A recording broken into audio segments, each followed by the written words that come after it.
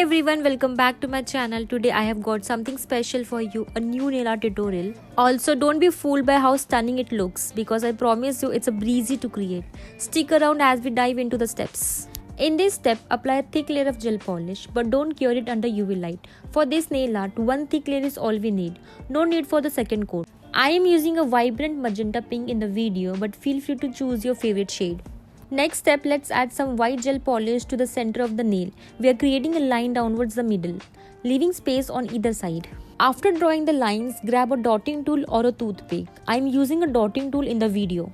Start from the middle of the nail, keep the dotting tool in the place and begin creating a circle without lifting your hand. The idea is to spin the circle around the nail without lifting the tool. This technique will give our design a swirling effect, adding a unique touch to the nail art. After finishing the design, cure the nail art under UV light for 30 seconds.